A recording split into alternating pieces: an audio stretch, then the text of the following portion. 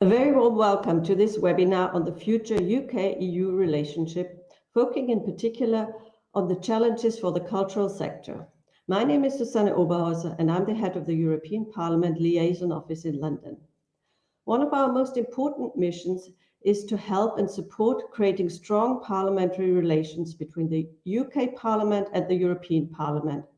And today's event is part of our Parliaments in Dialogue series, which we started last year, bringing together chairs and other prominent members of the two parliaments to discuss issues of common interest, relevance, and value. And if there's one sector where this dialogue and cooperation is existential and undisputed, it is the culture and creative industries. Over the last months, we have heard a lot about the particular impact Brexit had on creatives on both sides, and in particular, UK artists touring and performing in the EU, and the particular challenges and obstacles encountered by the end of free movement for this sector. A lot has been said about the reason why we are in this situation and what did not happen during the negotiations of the TCA. But today we want to look ahead, and in particular how parliamentarians on both sides can contribute to find solutions and way forward. I'm therefore particularly pleased that we have with us today senior members of the two committees dealing with culture in the two parliaments. We'll have the chair of the Commons Committee on Digital, Culture, Media and Sports, Julian Knight, and from the European Parliament, Victor Negresco, vice chair, and Niklas Ninas, a leading member, who both have kindly accepted to replace the chairwoman, Sabine Verheyen, who unfortunately is not able to be with us today. They are joined by award-winning composer and conductor Howard Goodall, who travels the world to perform his works. He's an active member of the campaign group Carry On Touring, which has very eloquently and forcefully put the case and the issues faced by performers in the cultural sector and those supporting them. As moderator, we are delighted to have Rosie Goldsmith, a former BBC journalist, writer, presenter, and director of the European Literature Network with us today. So I very much look forward to a very interesting and stimulating discussion. And with that, over to you, Rosie. Morning, and welcome to everyone. Welcome to our debate. Now, just a few gentle reminders, perhaps, and thank you so much, Susanna. The UK is still in the midst of a global pandemic. It's 9 months since we left the EU, and the arts sector is in free fall as a result of both COVID and Brexit. But equally, the arts in the UK have never been more popular, and artists and performers more vocal. Now, today we're addressing what for many of us in the creative industries is a key question for the future. Now that we've left the EU, what are the cultural challenges and the practical solutions in our dealings with Europe? How can we still travel, perform, participate, and make a living in the arts, as well as nurture long-standing relations with the EU and foster new ones? So welcome, as Susanna says, to our panel. They'll all be joining us in at various times through the next hour. Now, as you can see, I'm the token woman. This wasn't intentional, but I am here, and I'll try my best to represent the whole of of womankind. I'm a journalist, as Susanna says, but among rather a lot of other things, I run a key, for me, European network, the European Literature Network, which has probably 1,000 members now, I think, and reaches out across Europe and the UK and across the world. I'm going to introduce you to each guest individually as we go through. Then we're going to bring everybody together for a discussion. And finally, as you can see, we'd like you to ask your questions. Please now feel free to begin posting your questions via the various chat options. That's on Facebook and YouTube, and we'll select the best at the end. And please, no ranting and no whinging. We're trying to make progress here and make solutions as well. Now, this is a very long overdue public debate on the arts and Brexit. We want to make a difference. The UK's situation is unique. So how do we progress? All this in 1 hour. I'd like to start by sharing a few recent random media quotes. 3/4 of Brits are more open to arts and culture than before the start of the COVID-19 pandemic, taking them up as hobbies.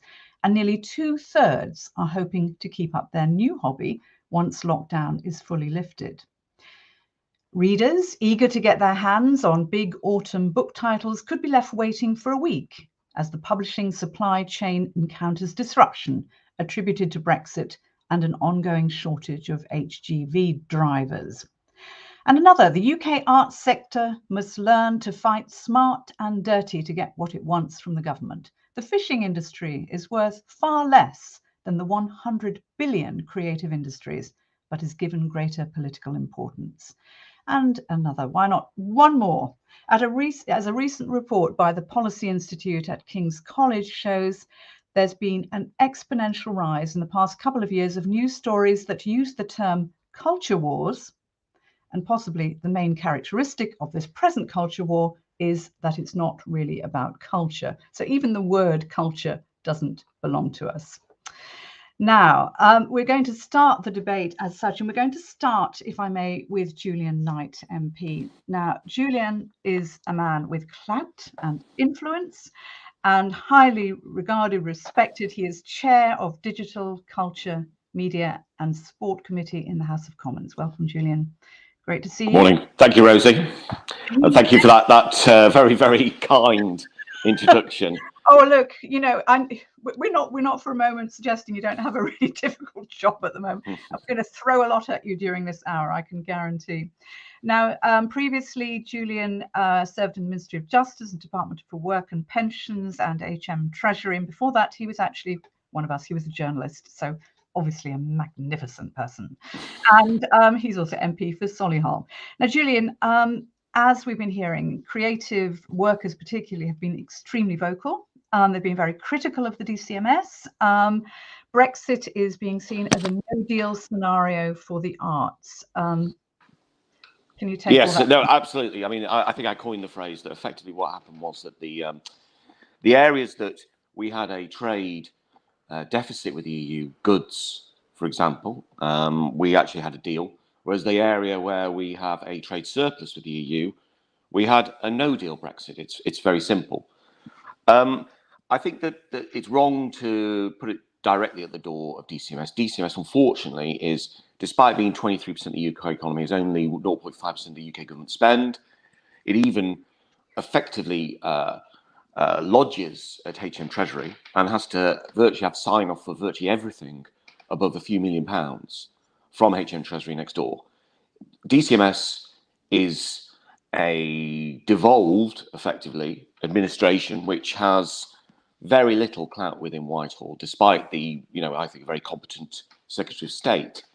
And this, I think, is writ large in the fact that, obviously, with the Brexit negotiations, DCMS sectors, despite being promised that they would be front and centre of such negotiations, in fact, ended up very much as not even an afterthought. And as a result, we are in now a situation where we have substantial difficulties for creatives and basically the lifeblood of creative industries in the UK and their ability to work and travel, to perform, and also, frankly, the ancillary services as well around that, which are obviously absolutely crucial as well. So the problem is that we have obviously A problem with the influx of talent, you referenced HGV drivers, for instance, that impacts the economy very widely. It's whether or not that's Brexit, whether or not it's also pandemic. I think it's a mixture of everything. That can be also applied in the future when we do see greater degree of demand for movement within the EU and to the UK as we come and emerge out this pandemic. That's going to really impact as well in terms of people from the EU coming to the UK in order to ply their trade. That's going to be a very difficult situation. So I just want to flag that up first of all. But probably the one that's had the most focus, such organisations that carry on touring, has been the fact that because of the lack of a deal, effectively, for these sectors, we have to rely on bilateral arrangements for individuals. And there are some where, frankly, the bilateral arrangements are in place. But however, DCMS, I think, has had its hands rather tied. I think it's been very keen to get out there and negotiate, certainly from the spring onwards, these bilateral arrangements, but has been, frankly, hamstrung by the activities of Lord Frost in the UK cabinet, an individual who we had to drag kicking and screaming in front of our committee. I'll leave my comments on Lord Frost there, but let's just say that he hasn't endeared himself. Well, I mean, I've actually got it is pretty key to this debate, though, because if the chief Brexit negotiator in the UK government is still a hindrance for progress in this, then it is a very big problem. Yes, I would say that the one issue he always says is, for example, it's someone else's responsibility, etc. So the Prime Minister saying it is. Now, he is right in terms of the bilateral arrangements. That is a mixture between Foreign Office and DCMS and Chargé d'Affaires and ambassadors and basically that type of level of negotiation. It's quite telling, though, that we only had our first bilateral meeting take place on the very morning in June when we had our select committee hearing with Lord Frost. So it's 6.5 months went by without any form of bilateral negotiation going ahead. Now, that I think is very damaging, but also where I think Lord Frost is a particular hindrance, an anchor, if you like, sort of dragging us back, is over cabotage, because cabotage is an EU competence. And the truth of the matter is that the word we are getting is effectively that the deal is done. The EU will not open that up now for 5 years. And effectively, it seems to be that basically cabotage and the cabotage situation seems to be basically in stone, effectively, for the next few years. And that is a huge difficulty. And I'm sure Howard will obviously wax lyrical on that later. I'm sure. I mean, just to make it absolutely clear to people watching, what the situation is. That I mean, you said that there's been a very long delay in even discussing it, and in fact, I think the last and the most substantial meeting, as you said, was in June, which is the first time which chaired by you, the DCMS chaired by you, when you had a hearing with Lord Frost and Caroline Dinenage, and then it was outlined, I think, including the objections raised by creative industry groups, that the situation is divided into 3 groups, 3 problems: loss of freedom of movement for touring artists, loss of funding from EU initiatives such as Creative Europe, and 3, loss of opportunity to network, to learn from and collaborate with EU member states and on cultural policy. I mean, there's a lot to deal with. We could go through each one individually, but I do think I just want to ask you what the DCMS have been able to do so far. I mean, you've been able to negotiate very little. Well, as I say, I'm not a DCMS minister. We scrutinise the DCMS department, but the DCMS department myself, I think, was largely hamstrung within Whitehall, which is not helpful. And what they have done is they've effectively put, I think, what I could describe as a intensive Google trawl in order to basically put the existing position in the public domain, which they have done on their website. I do urge everyone to make themselves familiar with that. In terms of the countries where it is much easier to travel to and to work. However, the difference with that is that there is a fundamental lack of, I think, understanding, perhaps not in DCMS, actually not in DCMS, elsewhere, I think, within government, that if you have, out of 27 EU members, you have the real serious situations when it comes to work visas, both financial and bureaucratic. In half a dozen of those, what you'll end up with is basically those who have pan-European touring, they won't bother with the UK as the start and drop-off destination, which it traditionally has been.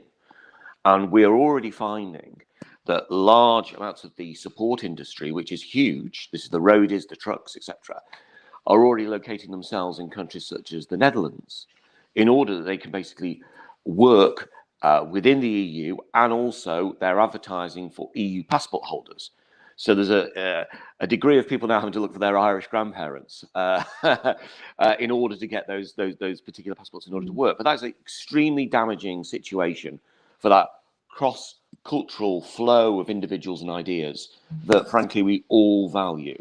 So all the 3 points you make are absolutely very pertinent, but I think that is almost the absolute key, is the fact that we don't have an arrangement on an EU level in order to allow this transfer of talent and their product, which helps them perform. Okay, well, we'll ask the EU soon. We'll talk to Howard Goodall next, but I just want to throw in this extraordinary statistic from the Creative Industries Federation. Now, taking into account, as I mentioned earlier in my introduction, the economic importance of the UK's creative industries, and that 96% of those involved voted against Brexit, knowing it would create greater hardship and more bureaucracy when it arrived. So a wider, broader question is, why isn't this sector taken more seriously by the UK government? I think it's because they've never traditionally had to particularly engage with government, and that's probably the reason why they're so successful. In the fact that if there is a 23% of the economy, basically the English language is a wonderful thing. the idea of basically the universality of it and the portability of it, if you like, and that I think aids our sectors. And what has happened is these sectors have been hugely successful. You know, without film and TV production, for instance, UK economy would have been in recession in 2016 to 18. So that is just one small relatively small sector of the wider creative industries. So we are in a position in which, to a certain extent, they've never had to shout. It's not like car manufacturing, where in which they're always talking to government, or fishing, where in which, you know, basically an inordinate amount of time was sort of spent over that. This is not vocal because they're successful. And frankly, they want government to stay out of their business as much as possible. And that means that effectively they didn't really probably have that groundswell of connection that they needed to have in order to basically to get their voices heard, but they should have been heard. And what's more, you're very telling statistic about 96%. There is an impression. I mean, there was an advert by HM Treasury during the pandemic that said, "My next job is as a IT consultant," and it was a picture of a person in a ballerina, basically. And that really is sort of a bit of a giveaway in terms of perhaps the way in which some parts of Whitehall and perhaps parts of government view creative industries. It's a bit frivolous. It's a bit frivolous. Yeah, let's bring in our representative of the creative industries, Howard Goodall. Howard, good morning. Where's Howard? Where's Howard? Let's see where. Hopefully, we've had a little bit of a problem with the linking, but there he is. Wonderful. Hello. He was preparing his entrance, grand entrance. I hope you were able to hear everything that Julian was saying. But yes. It is Howard Goodall, composer, lyricist, music historian, broadcaster, and hugely respected both in the UK and internationally. And Howard, you're here also as ambassador and spokesperson for Carry On Touring. Now tell us about Carry On Touring and all the campaigning you've been doing before and after Brexit on behalf of performers. Yes, well, I think it's important to say that Julian has identified, many of these issues, which is that touring is very, very difficult, if not unviable, for many, many artists because of all sorts of reasons, not just cabotage, not just VAT and customs issues to do with the precious materials in instruments, and there are all sorts of a whole range of things which have suddenly all come at once. Of course, these were all rules we, as members of the EU, helped make. And all that's happening is that we're being treated like we treated everybody else before when we were in the EU. So they're not in a sense new rules, but they're new rules to Britain, and they come as a huge sort of earthquake-like shock to an industry that is by its nature a traveling, touring, moving, international industry. Now, one thing I would say about this is that a lot of the publicity, especially in the United Kingdom, around touring is associated with very famous names, Sir Elton John and people like this who have been speaking up, and therefore it's got a lot of press, it's attracted a lot of press attention. But it's important to know that most musicians are not multimillionaires. Most musicians are not rich. Most musicians in all sectors, folk, jazz, classical, pop, and yes, rock, they're not actually rich people earning a lot of money for what they do. In fact, it's one of those things that because it's a vocation that you love, people are prepared to put up with not being paid very much in order to do it. Now, of course, that's in some respects a privilege to do a job you love. But what it does mean is, as a small example, if you're a violinist who wants to go and play in an orchestra for a short contract or even a medium-term contract in the EU, let's say you do have to get a visa from one of the countries that you're going to, and it's going to cost you a couple of €100. To someone being paid a few €100, that's a huge amount. And if you start multiplying that by country after country, it becomes completely unviable for most musicians. Not obviously the famous names and the famous bands who've got, they've got administrative staff and they earn a lot of money to be able to employ people to get around all these obstacles and to fill in all the forms and to pay the figures that are going to be required for multiple visas in multiple countries. But that's just one example. I mean, if you're in the classical sector, let's remember that we're not talking about Elton John touring his band, his songs. We're talking about people who for the last 35, 40 years have been traveling to Europe to play in gigs and playing in orchestras and to perform in musicals as dancers, to sing in opera, to do all sorts of things that has become a completely normal part of their life. And what's more, in some sectors, not being able to do that, not being able to have a long-term contract, because remember, touring means doing a few dates here and a few dates there in every country or every town. There's also a whole bunch of musicians who actually make a living from playing on longer contracts, for the duration of a tour of a musical, for example, which might be 6 months to a year. Now, all of those people, those jobs are not really open to them anymore, not just because it's very expensive to get all the visas and the paperwork, but because a lot of those companies and organizations will now only want EU passport holders because they don't want the hassle, they don't want the extra expense of having those people. Just take the example of opera. I know it sounds like a sort of arty-farty, elitist kind of a form, but opera is a big industry in its own right and an extremely popular and demanding industry to be in. There are 4 full-time professional opera companies in the United Kingdom. In France, Germany, and Italy alone, there are over 100. Now, if you want to have a career in opera, you've got to go and sing at places. And the 4 in the UK is never going to support an industry. So that part of our industry is going to contract probably to virtually nothing, because young singers won't be able to get the gigs in the other opera houses, which require longer term contracts, which will be more expensive, and they will be, in a sense, discriminated against. Of course, they're not really being discriminated against because we had these rules when we were members of the EU for non-EU countries. But I think it's important to stress that the vast majority of musicians do not have the resources and the clout to be able to overcome these obstacles. And it is a huge change to their livelihood. And many will leave the profession, many will go bust. I mean, there's all sorts of things that are happening. I know loads of musicians who now their lives are completely ruined by this. It's not just, oh, wouldn't it be nice to be able to hear English pieces in Europe, or wouldn't it be lovely to hear more European pieces in Britain as a kind of cultural exchange? That's a lovely, wonderful thing to have. But I'm talking about people whose livelihoods have been completely destroyed by this. And we have to remember it is real people involved, not just pieces of music. So that's the first thing I'd say. The second thing I'd say, looking forward, is that, yes, we can sort of cobble together some kind of ad hoc country by country arrangements. There already exist, of course.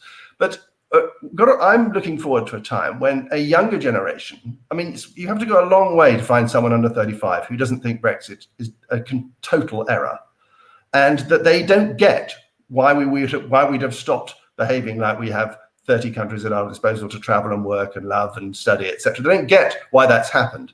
And generationally, there is going to be a shift. And my feeling is that we have to try and create bridges now, as many as we can, to tide us through till a better relationship exists between our government and the EU. And one thing the UK government, for example, could do is it could stop blaming every problem that happens in Britain at the moment on the EU, and it could stop this endless, pathetic, childish playground attacks on everything that's to do with the EU has somehow got to be, we've got to wash our hands of it and have nothing to do with it. They are our neighbours, and we want good relationships with our neighbours, and cultural organisations need good relationships, friendly relationships, constructive relationships with our EU neighbours. France is 20 miles away. It's not the other side of the world. It's really important for us in our industries to stop this rhetoric, which is kind of somehow to shore up what looks like a disaster, to make it look it's okay, by somehow blaming the other side of the channel for all these problems. And that's something that could be solved relatively quickly once government starts to behave in a friendly and constructive way with our neighbours. Now, you see, the thing is that this cultural exchange thing is very important to us because basically the history of music in Britain is that we are part of a European culture. Musicians in Britain think of themselves as part of a European culture.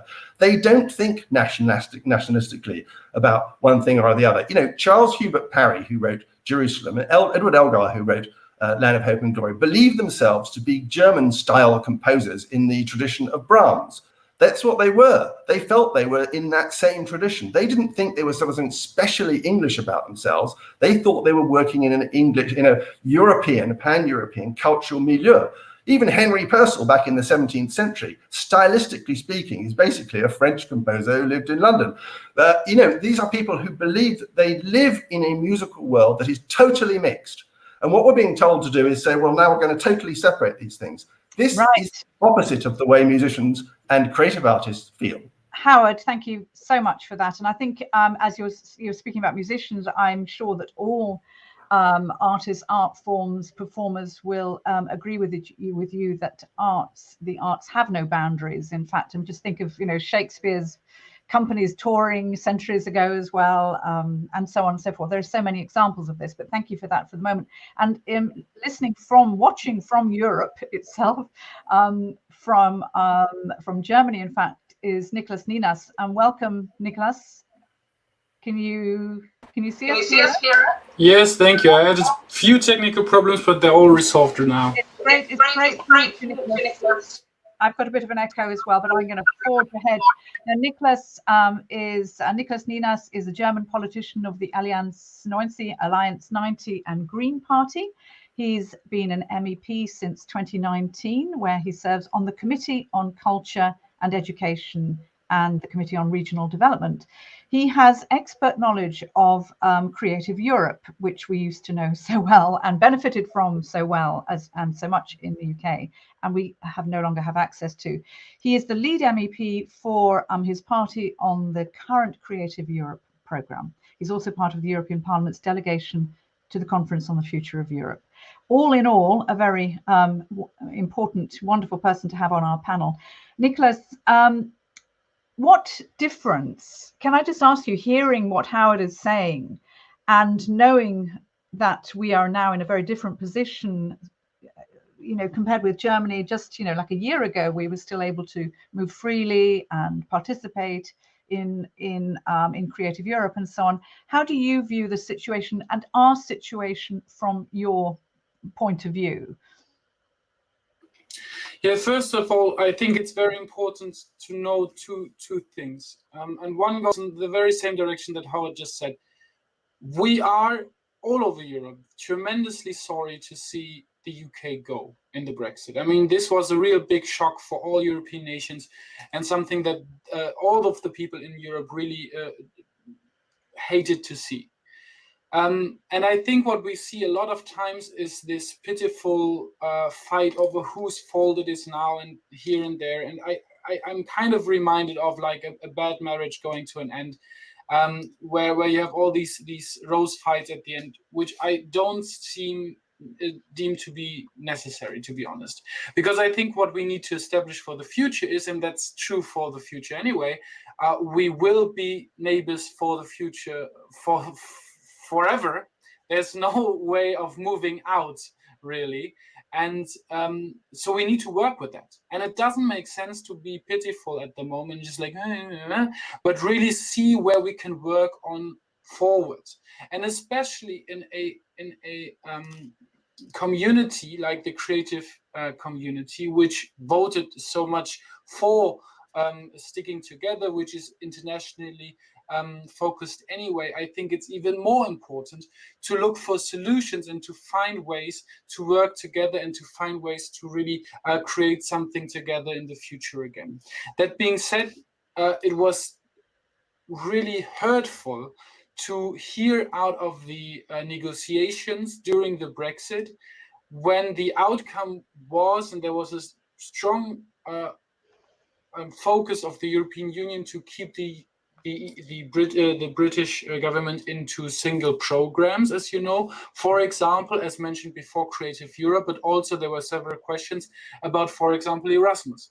Yeah. And those two programs were two programs which I believe, I'm also doing regional development policy. And for regional development policy, what we do there is we take a lot of money from more richer countries like the UK and Germany and bring them forward to rather poorer countries to help them elevate and to navigate the differences in economic prosperity, etc.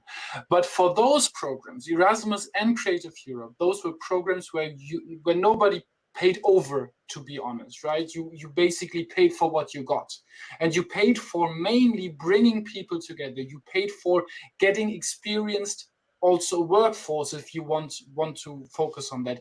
You paid for bringing cultural ideas together and making people understand each other better. And even though it was not an additional payment, the British negotiators were very clear on it, that they did not want to be participating into any of those endeavors anymore. We were happy, really happy, to keep them into Horizon, which is the research community, but the others, they did not want to participate. And I think that is a pity. And I think that... And the reason for that was, from the British government, the UK government side, was that it was a lack of sovereignty, basically. But we can negotiate and we can talk about those issues in the past as were. We do need to look at what's happening now and how we can overcome as many of these difficulties as possible. Do you, Nicholas, already see from Germany's point of view that you are more reluctant to engage UK performers, artists, musicians because of the problems? Or do you see these bilateral relations working? No, currently, sadly not. What we're seeing is what Howard described pretty well. The rules that applied for outside of Europe apply now for the UK as well. What we're trying to do, and that is something that we started also, was, for example, questions of visas for making touring easier, because that's another thing other than the programs. And those have been hurdled a little bit in the past, but I think we want to continue to work on these, and we are hoping for more fruitful talks. To be honest, I think that the whole situation on Corona obviously hindered this as well, because there was no touring anyway, so there was no need for talks on this. I hope that in future, now that the situation has tempered in both ways, in Corona but also in the Brexit situation, we can have additional newer talks. However, what the UK government, and that's, for example, for the touring scheme, so now the comparable program for Erasmus, for example, what they must understand is that there's not one negotiation with Germany and one negotiation with France and one negotiation with Netherlands. It's always the UK and the EU. That's always the negotiation that we have. But where we want to come to is to make it, at least for artists, easier to travel to the UK, as well as vice versa, to have this eased out for the future, so that this works better together. Nicholas, Ninas, thank you so much. Let's bring everybody in, the panel as we have it: Howard Goodall and Julian Knight and Nicholas Ninas. Let's have everybody together. And I'm not sure whether Victor Negrescu from Romania is there yet, but I'm sure that as soon as he's here, he'll jump in, and we'll look forward to seeing him. Let's not dwell on what we've just heard. Let's see what we can come up with, what practical solutions And thank you so much, Nicholas, for it's a very sobering viewpoint, I think, Julian, from Germany, or from the EU, let's put it that way. Yes, it's quite interesting because I remember visiting Germany actually the day that we effectively handed in our first resignation, if you like, from the EU. And they said it was a little bit like coming home and finding that their elder brother, it's very kind of them to suggest elder brother, had basically trashed the house and they ripped all the posters off the wall and daubed it with graffiti. So I think Germany particularly feels this very acutely, more so perhaps than any other, for historic reasons. I think any other European country in that regard, and I always find personally, I think that we should reach bilaterally a really strong hand of friendship to Germany over these issues, because we do need to have bilateral arrangements. The way in which we sort this, Rosie, is it's not simple, but the way in which it is, basically, we need to get on, make the individual bilateral arrangements to allow make sure that the bureaucracy is reduced and the cost is reduced. And then also, frankly, what we also need on an EU level is sorting out the issue of cabotage. Now, the DCMS and Foreign Office are those charged with the bilateral arrangements. I'm not aware of any deal that we've come to outside of what already is existing, by the way, and we are now 9 months into the year nearly. We're into September. And then outside of that, we have the EU matter, and I've seen no indication that any negotiation is going on in order to have that particular issue of cabotage sorted. I mean, the practical difficulties are obviously huge, but there is also this additional problem which you've all outlined and Howard spoke so eloquently about, is the perception of Europe. Now, already, arts funding is so low in this country. And I think it was, when we were part of the EU, it was the lowest in the EU. We've got schools, universities, local councils not able to fund arts. We've got a huge job just trying to keep the creative industries going. And also to a certain degree, I mean, COVID has helped because there hasn't been as much touring possible. Howard, how are we going to change that? And I hate this word, but how are we going to change the narrative on this? How are we actually going to try and make something happen? Well, for me, I think there's one quite key thing, which is to do with perception, which is the UK government, the current Vote Leave government, believes that this whole issue we're discussing, which is working in the creative industries across Europe, is a matter for immigration. It's an immigration issue, rather than a practical issue to allow industries to operate effectively across borders. Now, they accept in certain industries that this is the fact of life, and Julian mentioned, automobiles earlier. When you make cars, there's a sort of fact of life that things have to travel across certain distances, and that certain parts and expertise has to travel. It's just that it's not accepted weirdly when it comes to the creative industries, because we're not talking about saying, well, if someone comes over here to play music or someone goes over there to play music, they're suddenly going to apply for citizenship. No musician in Britain is trying to do that. We're trying to just carry on working in cities all over our continent. And we want to come home to our own homes and our own families and our own schools. And it's the same for European Union musicians. They're not coming to Britain to perform a tour and then to defect like Russians used to have to do in the time of the Cold War and suddenly find themselves looking for a passport. No one wants to do that. We want to carry on doing the job we're doing. And I think, unfortunately, I'm not sure whether Julian would be able to confirm this or not, but certainly the impression from outside Westminster is that the grip of this discussion is being controlled by the Home Office, and it's about immigration. And the reason they don't want to... Let's go straight to Julian on that one. Yeah. Julian, if you could just... I've just unmuted myself. I think Howard makes a very valid point in terms of the fact that DCMS is not able or not allowed effectively to strike out on its own on these issues, which it should be, along with the Foreign Office, a bilateral level. He's absolutely correct in that regard. And yes, there is a perception that should you blur the lines on what we would refer to in the past as freedom of movement, then effectively what is the point of 2016 and the vote to take back control, as is the phraseology used. Yeah, I mean, I'm sorry, Rosie, I have to agree in large what Howard actually says in that respect. Okay, well, there is a failure of will to take this as seriously, and the problem is that over the next 6 months to a year, as things start to open up, the pips will really squeak on this, and I think that we'll find that the noise and the volume is turned up. And Howard, there I was thinking we would get some wonderful, easy solutions today. No way. Niklas in Germany. One of the great things about Germany, which is a country very close to my heart and my own second language, is that Germany has a great approach to Kulturpolitik. The arts are also political, and this has always been integrated into the system. And I wonder whether you think there are any lessons from Germany, which is a country that upholds the arts also in public life. And I think politicians, I know that politicians never feel embarrassed at going to the opera or or attending art exhibitions or whatever.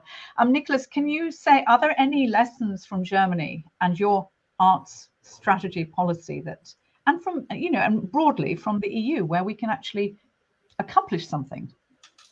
Yes, I think it's quite funny because to see that from your perspective, when we always look with our glasses on our problems that we have.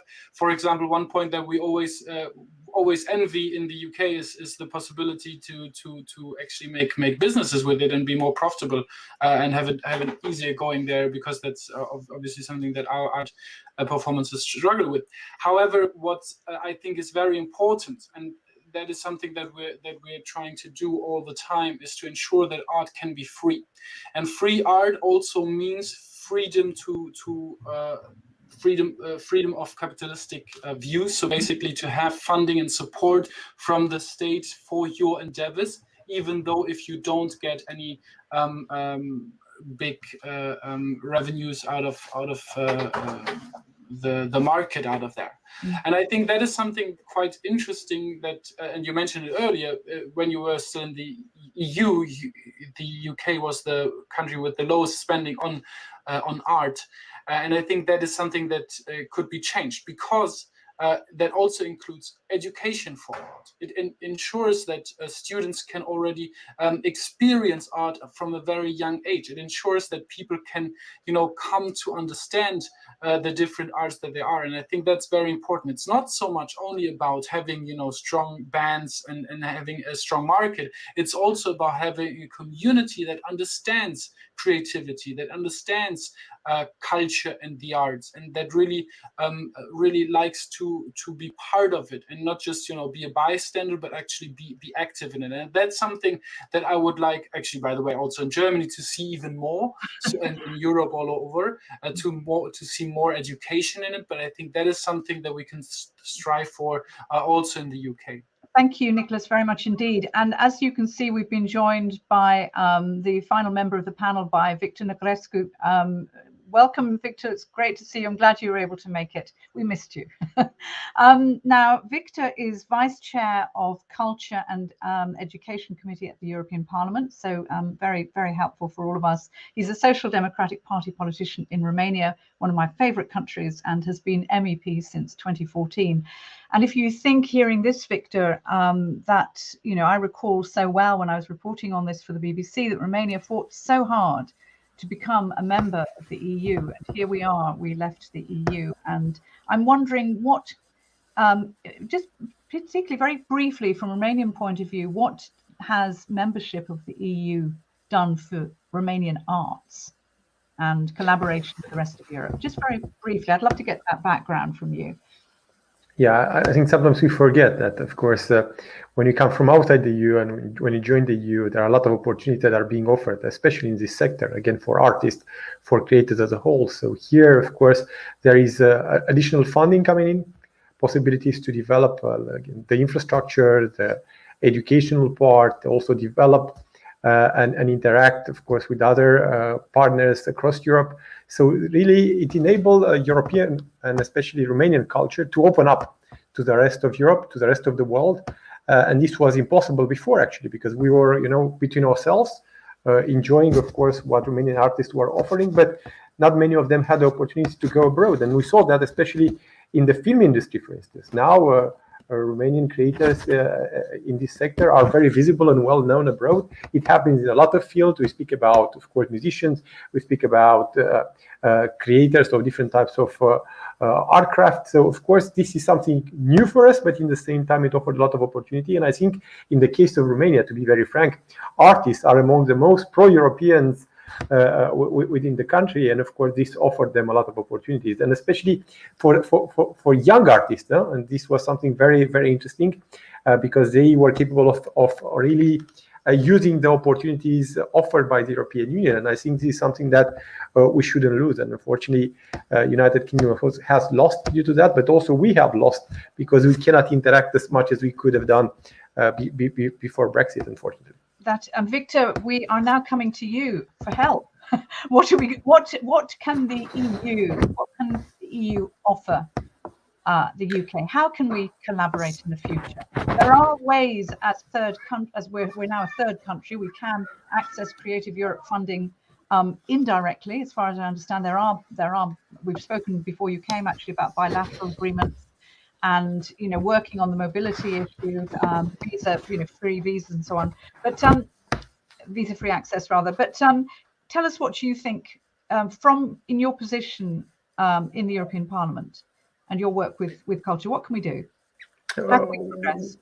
So first of all, I want to reiterate this important message that the majority of the members of the European Parliament were really keen in seeing UK remaining very active in those different programs, especially Creative Europe programs. So no one has pushed UK outside those programs. It was a decision made by the British government, and this is important to be underlined. But now, of course, we are in this situation and we have to find solutions, alternative solutions.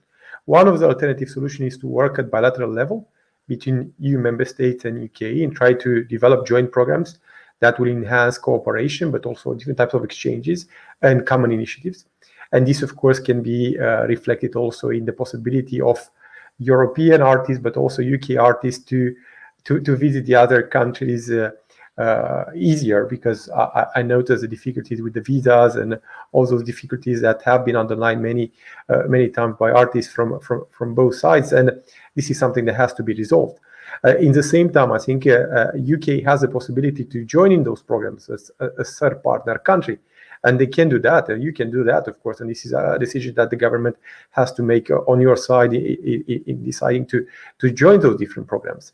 And last but not least, I think what is important again is to see the alternative, let's say, models of cooperation through UNESCO, through the Council of Europe. There are different formats of cooperation that allows, again, experts in the field, artists, organizers of events, even company in the field to interact further. And I think we have to use those possibilities as much as possible. And I have to mention something that maybe I was not as clear in expressing it earlier. We are all losing, and this is clear. We love British artists. We love what is happening there. And we are losing on our side as well. In the same time, you are losing this opportunity offered, again, also by the market, European market, that the European market offers to British artists to develop themselves and also get themselves known. So if we look at numbers, so for instance, between 2014 and 2020, UK received 68, and this is what we found out, 68 million euros in direct funding from Creative Europe, which is a large sum. And this is lost because you are not joining the new program. At the same time, there are many European artists from the continent that are now in the UK and that are actively participating as the development of this sector on your side. And of course, we want to support them. We want them to continue what they are doing already in UK. And of course, we have to find solutions for that. And I think what is important is to identify those solutions as fast as possible. Thank you very much. You're making us feel worse, not better. but I'm determined to make the rest of the 10 minutes we have left really as positive and practical as we can cope with. Now I'm going to make sure all the panel comes back again at the end. We've got some amazing questions, and I'm going to pick out a few of the questions, and just to reassure all of you who submitted questions, we're going to gather all the questions. We're going to do what we can to make note of all of them, and the European Parliament Liaison Office in the UK will I'll make note of them after this event if we haven't managed to answer all of them. So I'm going to whiz through a few of them. Please, the panel, if you'd be kind enough to not spend too long answering them. So here is one from the European movement in Scotland. Should the cultural sector work to address purely cultural challenges in the EU-UK relationship, or should it give more emphasis to the wider anti-Brexit, pro-rejoin movement as it grows? Okay, now I'm going to ask Nicholas that, I think. To be honest, I think that is not a question for me, because I think politicians should not intervene in the questions of cultural discourse. It is for us to determine, to ensure that culture can thrive and that it can be free and can have this discussion on their own. But maybe, you know, I want to dodge it a little bit over to Howard, because he's the only artist in the room, but I think that's more of his to say. Let's ask Howard that as well, although we have got 3 politicians on the panel, so at some point you are going to have to say something. Howard. What I would say is that I think, in fact, that one and the two are quite linked. And Julian hinted at this, which is that on a vast area of industries, the problems as we come out of COVID into a more open world are going to, many of the same issues are going to be of the restriction of freedom of movement are going to hit across a wide number of industries. One of the reasons people are wondering why their supermarket shelves don't have as much food in them now is because of shortage of drivers that came from the EU or that are no longer in Britain doing jobs in Britain and dropping off goods from one place to another. In a wide number of industries, as we open up, the same problems that we've been flagging up. And I remember saying in 2016, as part of the campaign, saying, you know, we're in a sense a canary in the coal mine, because we're a very modern industry in the way we work. We're very international. The creative industries are light on its feet, and Britain's second biggest export. We are incredibly important to Britain's health. In terms of its economic health, and we kept flagging up that these things are going to make our industry shrink, and it's going to be very difficult. But one by one, other industries are going to find exactly the same problems. And at some point, political reality will be that our particular issues, and I can only speak really about creative industries because that's the one I work in and that's where my expertise lies. I wouldn't dare make a comment about fishing or agriculture, but I can see across the piece, as it were, that they are having very, very big problems of their own. At some point, these two things are going to merge into the same thing, which is that people are going to demand, the political reality will be solutions to these issues rather than a kind of battle of wills. There's going to have to be political solutions to this. So you wouldn't, and if it means in the long term rejoining the EU, or if it means in the short term the customs union, or if it means a form of a relationship with the EU which is closer than it is at the moment. After all, other countries like Turkey have relationships with the EU. They're not in the EU, or Norway. They're not in the EU, but they do have closer relationships on a number of issues. And we may in the future be forced by political reality into those kind of things. And I think I can only speak for creative industries, but I think we're just one of many industries that have our own perspective on this, and that there's either going to be a solution one way or the other. Should the creative industries be more political, be more activist, as you are? I mean, it's a hard thing to ask of people, but is this in fact the only solution to become more politically active? Well, it is very hard, and a lot of artists, by nature, are both political in the very small p sense, in that the work they do is related to people's actual lives and the world they live in and the community they serve. But many artists also don't really want to get, as Julian said earlier, into the nitty-gritty of actually having to negotiate with politicians and other organizations. They want to get on with the work that they do. It's a highly personal form of work, and I think that they feel awkward in that respect trying to do that. Perhaps that's a handicap now that we're involved in a very political world in our industry. But I think it is a problem because, yes, in an ideal world, we'd all get up and bounce around. But the fact of the matter is, if you ask most, Brexit voting people in Britain, they would probably say, well, we don't care what happens to the creative industries. Yeah. Julian, I have a question for you from Nigel Booth. And the question is refunding access. What, if any, political scope is there for British creative sectors to opt or pay into EU arts funding schemes such as Creative Europe Media, in other words, through a side door, so to speak? Would the UK government allow it? Be honest with you, I don't know. I've not taken the temperature on that, to be frank with you. So I'm sorry, I really can't be overly helpful in that regard. It's not an area which we've actually questioned on. We've been more concerned with the very here and now and the situation in terms of the movement of people and goods. What I would suggest, though, is that I think that it's certainly an area worth exploring. However, I think that longer term, I don't think you're going to get a huge amount of mileage out of it. In the same way as I think, frankly, an idea of the creative industries joining FBP, if you like, and becoming some sort of rejoined type body within UK society is just the blindest, the deadest of ends politically. And frankly, will just mean that they get less of a voice than even they do at the moment. So I'm sorry, I can't be that helpful in that regard. I'm going to, in that case, I come at this from a very different place. Yeah, of course.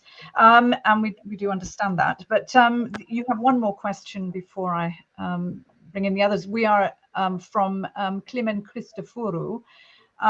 We are a small cultural organization with a long history of Creative Europe exchange. Loss of access to this fund is devastating.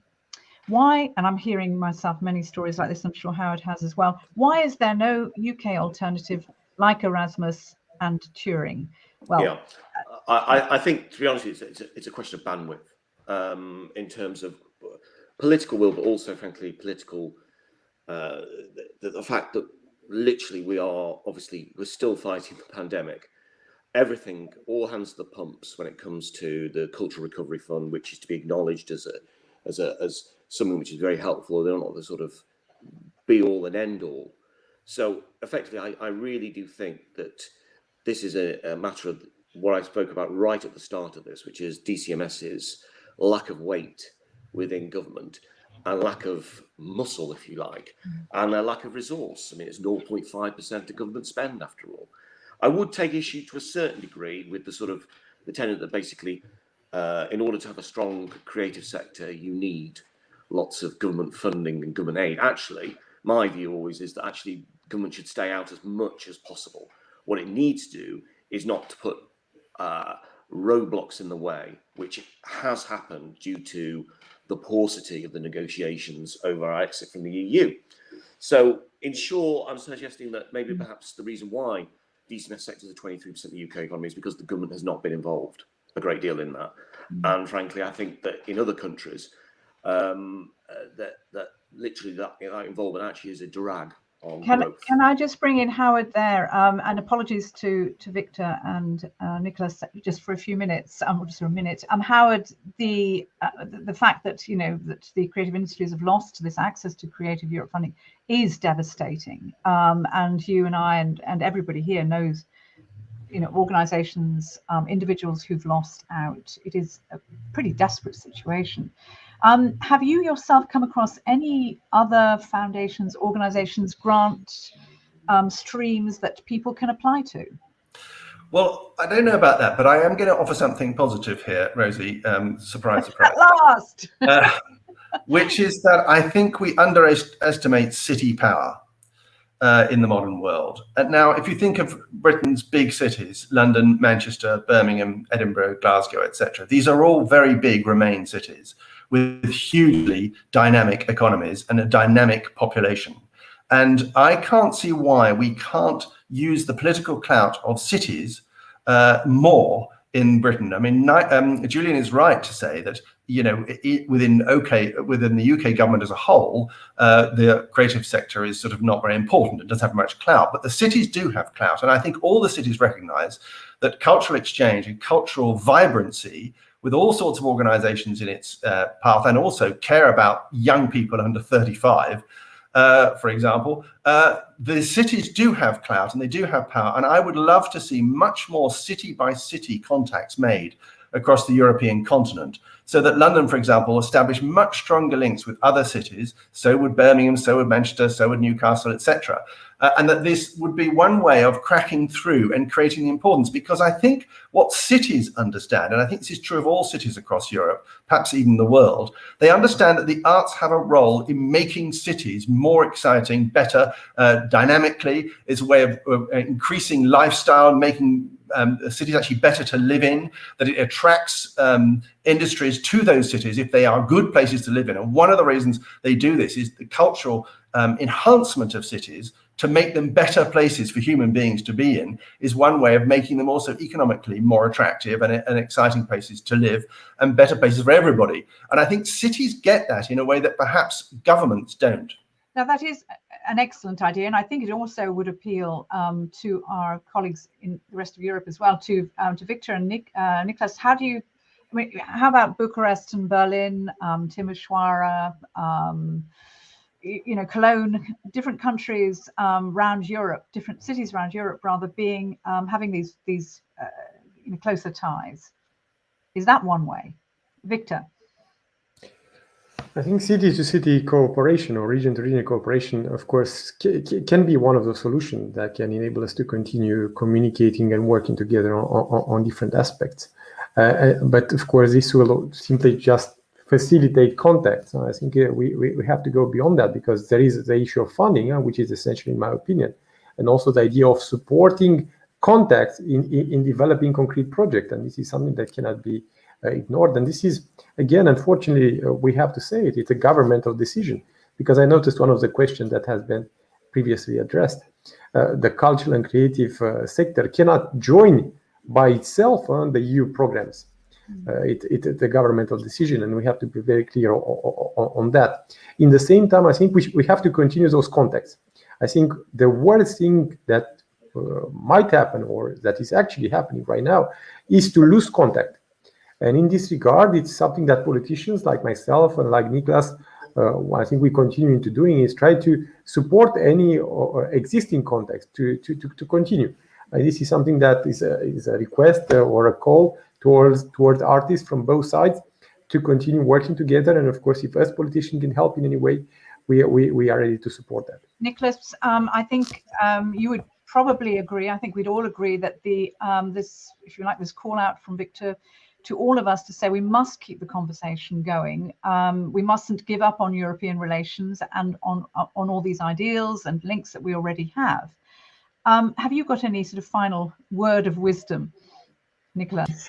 Yes, very much. And I want to give a broad out to the future, because there are several problems, and they have been mentioned in several questions as well, where I believe we can only work on them together. There was, for example, mentioned the question on streaming, on how to tackle that in the future. I know that the UK has already had a hearing in the Parliament that we are very happy about in the EU, because we took that as an example and looked into their findings on what results out of that.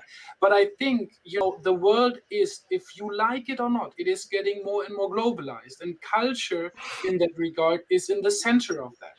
And if we want to work with that, or we need to work with that, we can only do it in the biggest entities that we know, and we can only do that if we work together and work together as friends. And so I think it's so important to work on several issues together with the EU and the UK.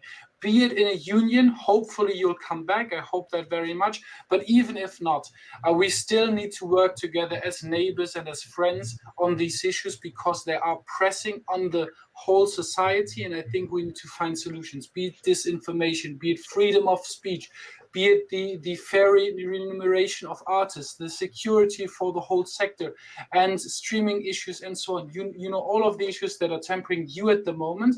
And I think we cannot solve them just Germany or just France or just England themselves, but really only all of us together. And so this is something where we need to figure out a way. How can we work together on culture issues in the future as well? Nicholas, Ninas, thank you so much, and to Victor Negrescu and Howard Goodall, and also to Julian Knight, who's had to leave to have a debate on this very issue, you'll be pleased to hear, with one of his colleagues in the UK government.